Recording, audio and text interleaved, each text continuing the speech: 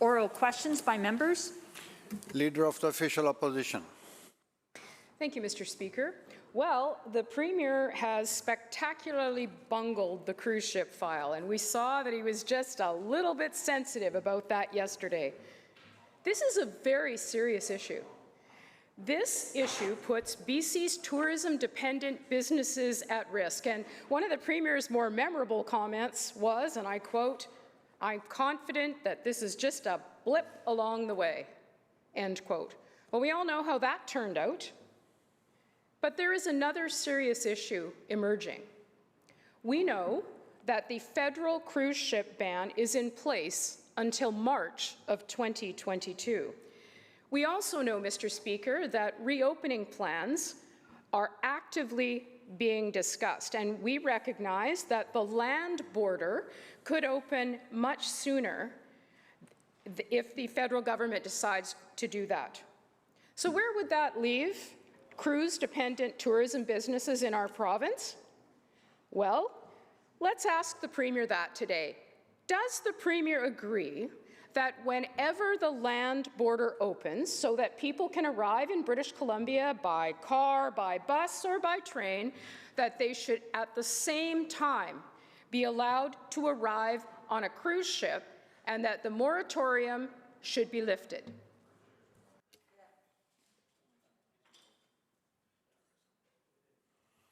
Minister of Tourism. Thank you, Honourable Speaker, and I appreciate the question from the member opposite. Clearly, we're in active discussions with the federal government about the borders. I mean, YVR wants to open up. We all want to know when the borders are going to be opened. But right now, the laser focus is on vaccination. The member knows that. All British Columbians want to see that more vaccinations are out there so we can move the dial, as we have with our restart plan, to open up activity for tourism. Members. But the member knows full well Quiet, that please. this is the jurisdiction of the federal government. Of course, the Premier is having active conversations along with our colleagues, because it's not just our border, it's the entire country's border. So yes, we're advocating, but we're going to be led by science and the data and protecting the safety of British Columbians and Canadians. So thank you, Member Opposite, for the question. Leader of the Official Opposition, supplemental. Well, thank you very much. And the minister should finally move off the vaccination answer she provides. Of course, this side of the House supports vaccination and have been actively doing that. That is not the question she was asked. And in fact, the last time she tried to answer a question about this, she talked about, and I quote, her words, not mine, arrogant confidence. So here's a straight up question for this minister, who continues, by the way, to completely mess up this file. We know that talks are underway to reopen the land border. But the federal cruise ship ban is in place. It is separate, and it extends well into 2022. Cruise ships provide $2.7 billion of economic activity and 20,000 jobs in British Columbia. So to the Premier, to the Minister, to somebody on that side of the House, when the land border opens, will the Premier now advocate that at exactly the same time the marine border opens, that the moratorium on cruise ships traveling up and down our coast be lifted? What has the Premier specifically done to make that argument? Minister of Tourism, Arts and Culture. Thank you, Honourable Speaker. So first of all, I want to emphasize that we are a destination of choice. We're a magnet for international visitors. We are going to be a magnet when the doors open. I know that the member opposite wants to continually ask questions in these chambers about decisions that are made at the federal level. Listen to the answer, please. But I know, Honourable Speaker, the members opposite don't want to hear the answer. They keep asking questions about federal jurisdiction. Of course, we're advocating for the borders and airports to be open. It is not our call. Does the Premier work with our colleagues? Yes, of course, we are doing that advocacy. But I don't know why the members opposite keep coming into these chambers and asking for answers that they know are in the jurisdiction of the federal government. We are going to be a destination for choice. As soon as the borders are open, we are going to have to choose here. But again, I'm going to reiterate, because when the members opposite talk about vaccination, the public wants to know that we are safe. That is the objective. We want to know that when we open up the borders, that people are safe. And that call is going to be made by medical officials. Thank you, Honourable Speaker.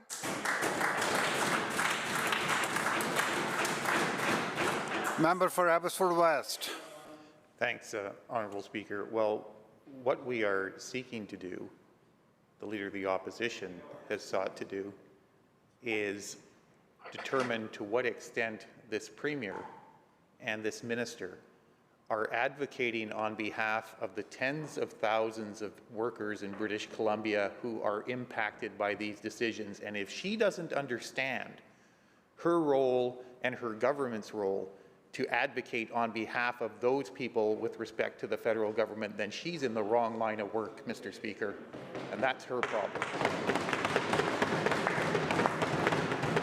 Look, the proposition here is not a complicated one, having stumbled and bumbled their way through this issue in a way that, quite frankly, has put thousands of workers' tourism jobs at risk.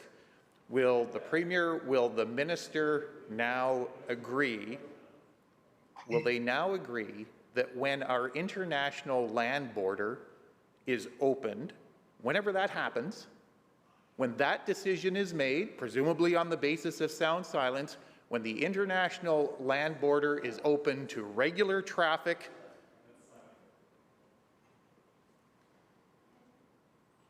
Members, let's listen to the question, please. Member, continue. when that border is open to regular traffic, that at that point, the federal ban on cruise ships entering BC ports should be lifted? And will they take active steps today to advocate on behalf of that position? Minister of Transportation.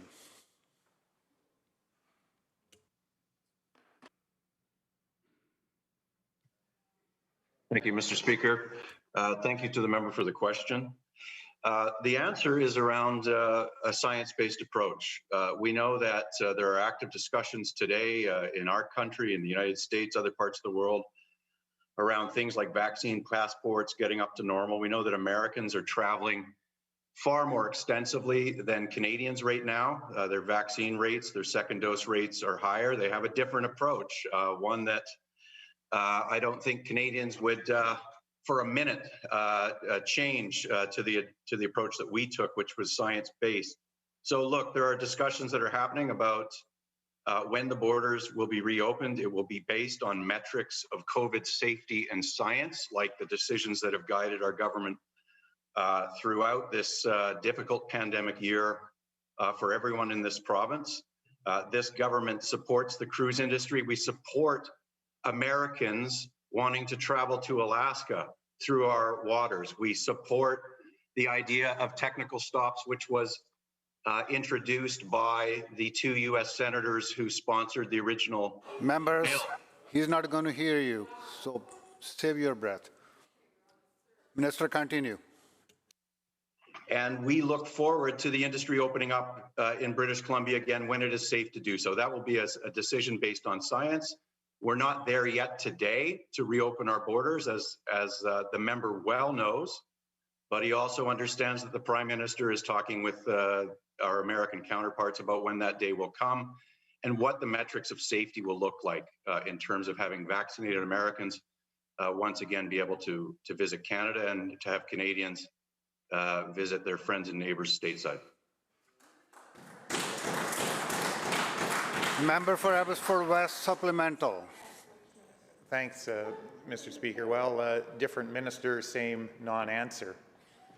And quite frankly, the same attempt at revisionist history. Look, if this government had been advocating on behalf of technical stops, as we suggested and urged them to do so, that piece of legislation in Washington that the Premier said would never pass wouldn't have passed unanimously, Mr. Speaker.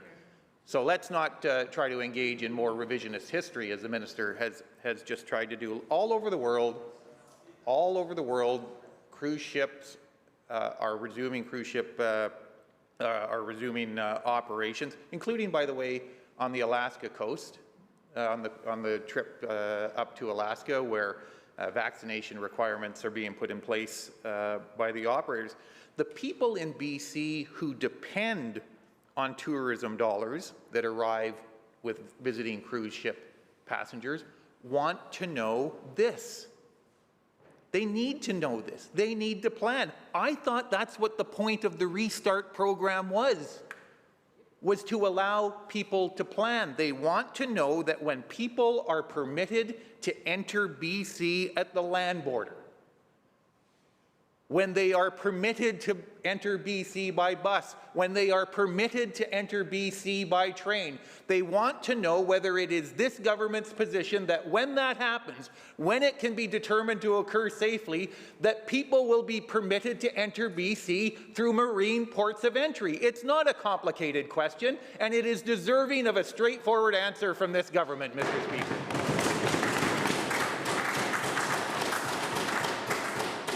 Minister of Transportation. You know, it's interesting, Mr. Speaker. It's almost like the member for Abbotsford West forgets that at the very beginning of the pandemic, what were the images that the entire world saw?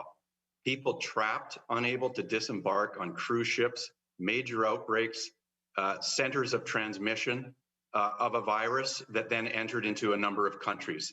That is what the pandemic looked like. And that is why the cruise ship industry, working with the CDC and working with others, has to have a safe conditional sailing program, which is not finalized at this point in time. They're working on that. So he's incorrect that the cruise ship industry is up and running around the world. Medical scientists are going to be extra careful with the cruise ship industry. This is what we call a congregate setting. It's a different type of tourism product than just opening up the borders and staying at a hotel. It is. And if the member wants to diminish the complexity of this, if he wants to ascribe BC of having a role in deciding policy on our coast, which is absolutely incorrect, then that's his prerogative. He can troll in those falsehoods if he wishes. We are waiting for the Prime Minister and the Government of Canada to provide additional direction on or about June 21st. That is known. They will be doing that. That is based on high-level engagements with the Americans right now. But what we look forward to is international cruise ship industries coming back to our ports when it is safe to do so, and they will do so. We've heard that loud and clear from the industry. This is a huge economic generator for them. This is a hugely important tourism product for us as British Columbians, and we will welcome them back on a science-based opening date that will be determined in the very near future.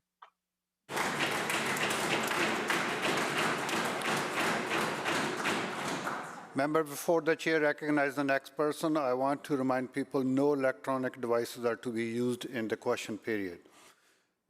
Leader of third party. Thank you, Honourable Speaker. Everyone deserves access to mental health care, not just those who can afford it. The gaps in our current system could be partially met by expanding to a broader range of mental health professionals. Unfortunately, unlike most of the rest of Canada, counsellors and therapists are unregulated in this province.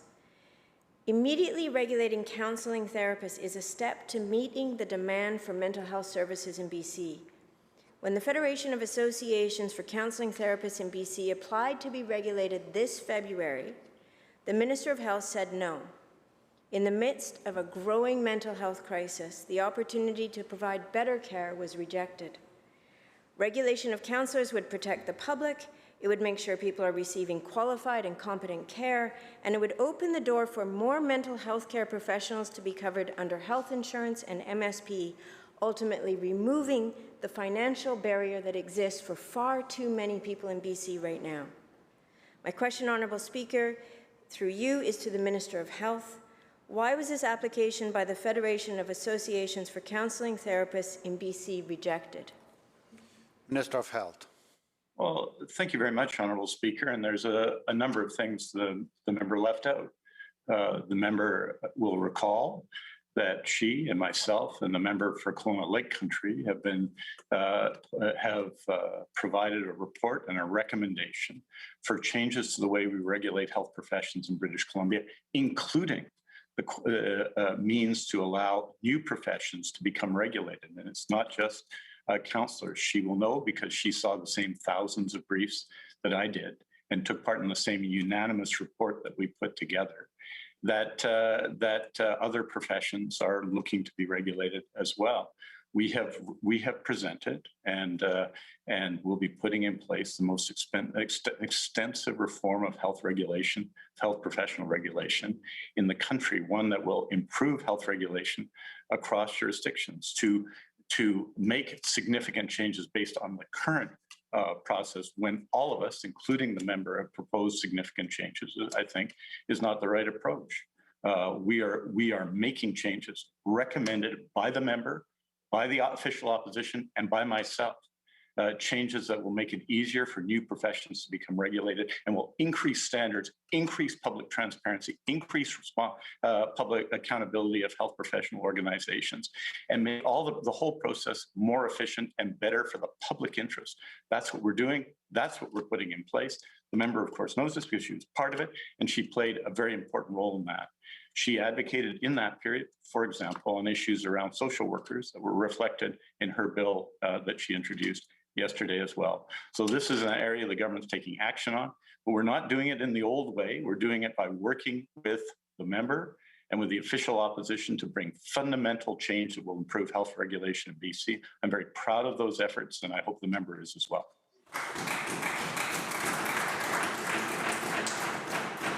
Leader of Third Party Supplemental. Thank you, Honourable Speaker. Indeed, I am also very proud of those efforts, which were an example of the kind of collaboration that we need to see more of in this legislature. Thank you.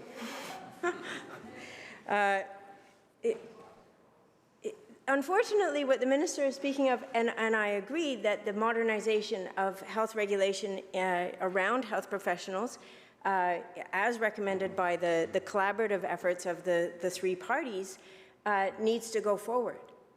But at the same time, we are in a global pandemic that has behind it and already unfolding now another pandemic, and that is a mental health pandemic.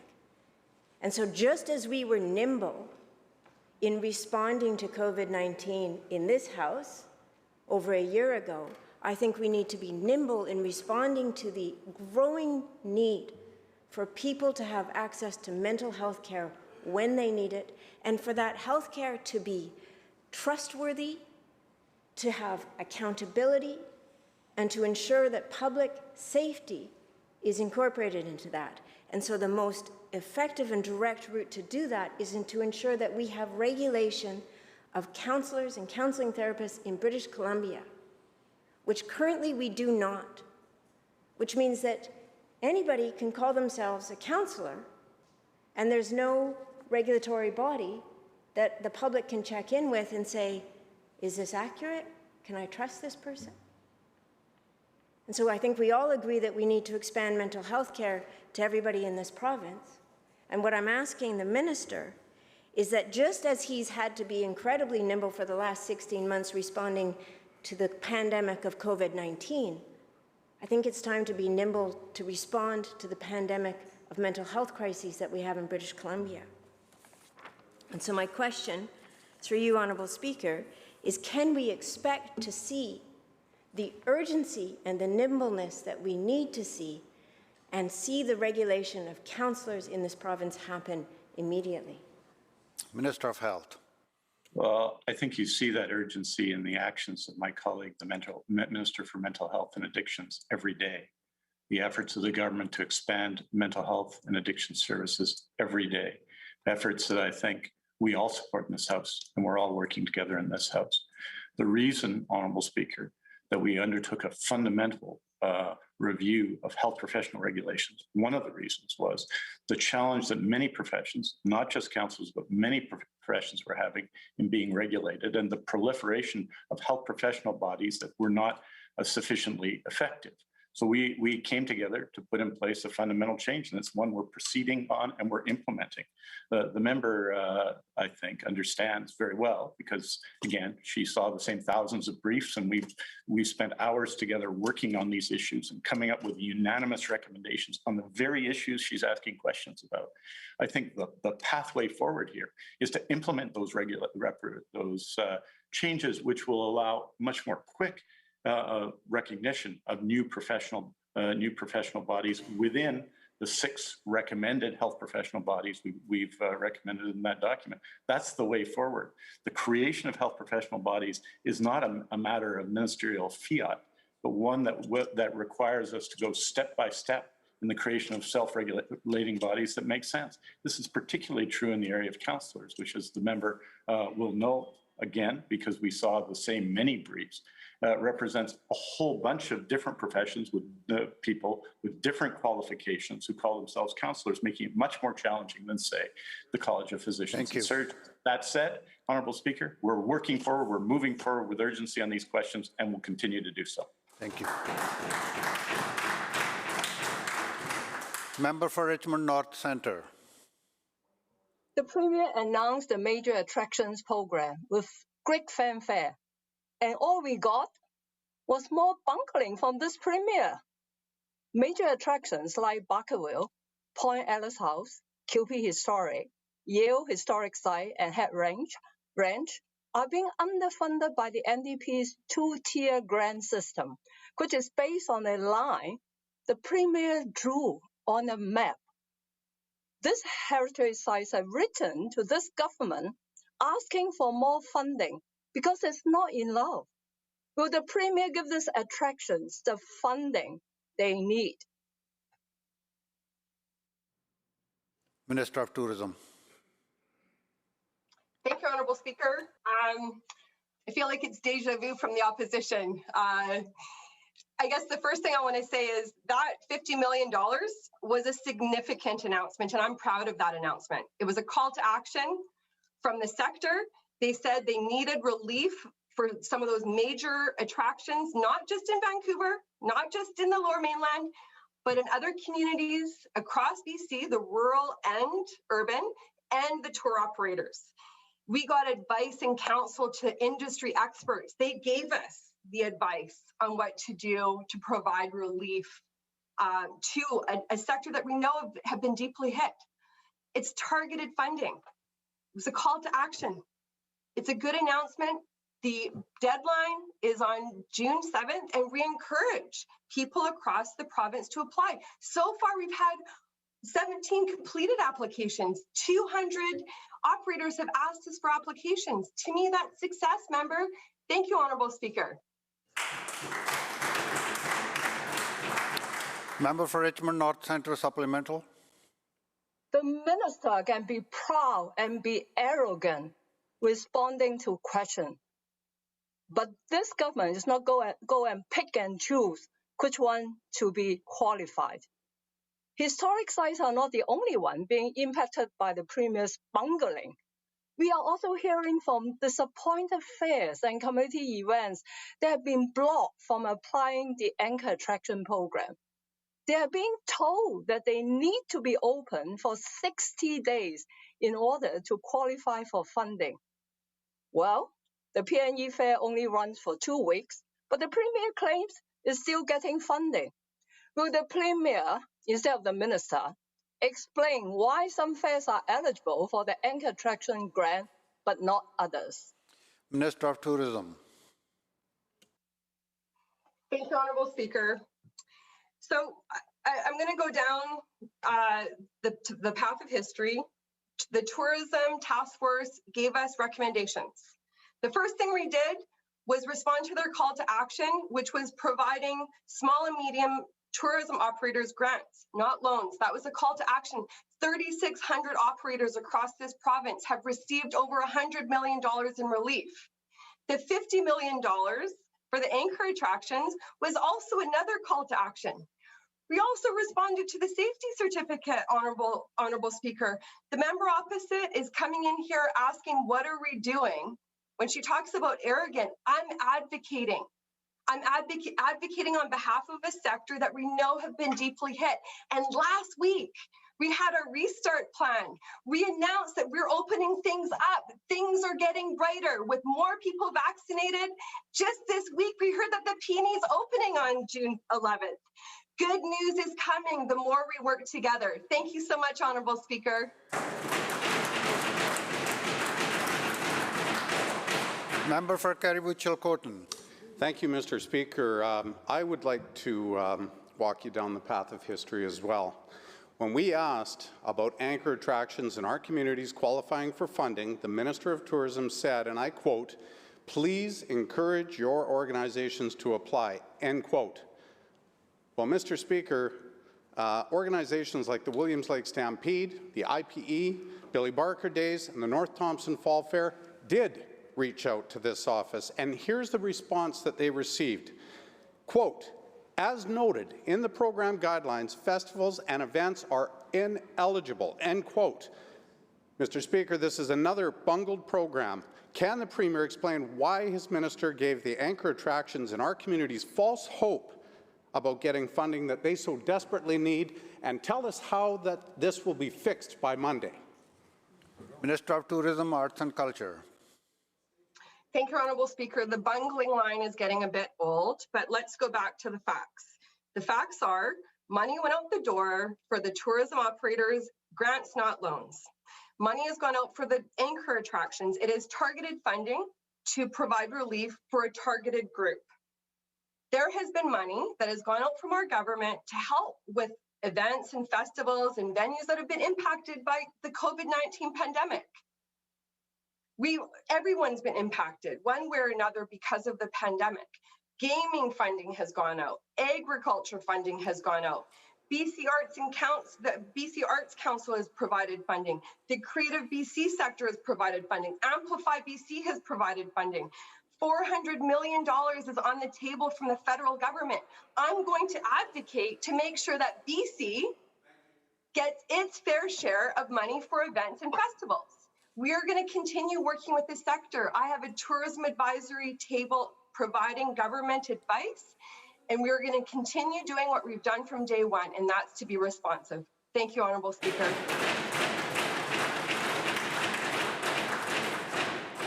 No electronic devices during the question period, please. Member for Abbotsford South. Thank you, Mr. Speaker. Well, it took too long. Far too many questions needed to be asked from the opposition, but the government finally showed our veterans the respect they deserve. But only as the Premier can, he stumbled and bungled it again. In announcing that the Legions, which the government had blocked from receiving the circuit breaker funding, would finally receive support, they managed to forget the 18 Army, Navy, and Air Force veteran units that operate in BC. We scoured the resources.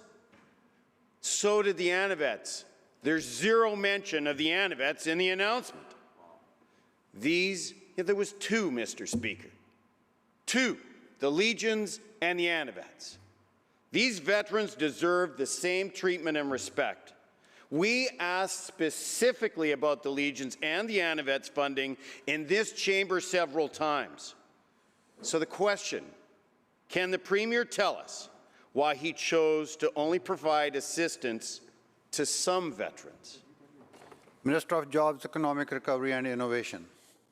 Thank you, Honourable Speaker, and thanks to the member for the question. As the member will know, about a month ago, we got a letter from the Legions about concerns that they had regarding the circuit breaker, and given that they serve alcohol, serve food, and with the new restrictions, we're not able to do that and support their members. The Premier had directed us at that time to find solutions. We worked closely with the federal government, of course, the branch for Veteran Affairs, the ministry responsible for Veteran Affairs. They notified us that they have provided millions of dollars, close to, I believe, $20 million to support all the organizations. We felt it was important to support more organizations here within BC. The federal government provided $9,000 for every Legion branch, and we provided an additional $10,000 for every Legion branch. Of course, we're continuing to have conversations with Veterans Affairs Canada about how they can play a greater role in supporting all the organizations here in BC. Member for Abbotsford South supplemental. Thank you, Mr. Speaker. Well, it's great for the minister to say that, but on May 21st, he got a letter from the Matsqui Unit 315 of the Anavets, and the message was clear to the Premier. Quote, "We are very disappointed to be advised that our unit would not qualify for this relief. Furthermore, Mr. Speaker, I have a letter from the Army and Navy Air Force Veterans in Canada Command that I will table after question period that says they are disheartened that they were not included." They note that the Premier was, so what does the Premier do with all this? He disrespects the men and women of Anavets and only providing funding to one of the two groups. One of the two groups, Mr. Speaker. So, will the Premier do the right thing? Will this minister do the right thing and show these veterans the respect they deserve and provide the Anavets with equal funding as the Legion? Minister of Jobs, Economic Recovery and Innovation. Thank you, Honourable Speaker, and I think it's an important opportunity for us to remind the member and everyone in the chamber that we have provided the highest per capita support for businesses and people in BC. That has well positioned us for a strong economic recovery. Members, come to order. Come to order. I appreciate that. I appreciate those facts are hard for the opposition to hear. Order, please. But Minister will continue. If they don't want to hear the answer, Honourable Speaker, they can continue to make noise, but the facts are the facts. We received a letter from the Legion, and the Premier had asked us to find ways to support them. We continue to work with Veterans Affairs Canada, who is responsible for providing supports for the veterans organizations across British Columbia. We saw an opportunity to provide additional supports, and we're proud of those supports. And we're going to continue to work with organizations, whatever sector they come from, to provide as much supports as we can. And I want to thank the member for his question. The bell ends the question period.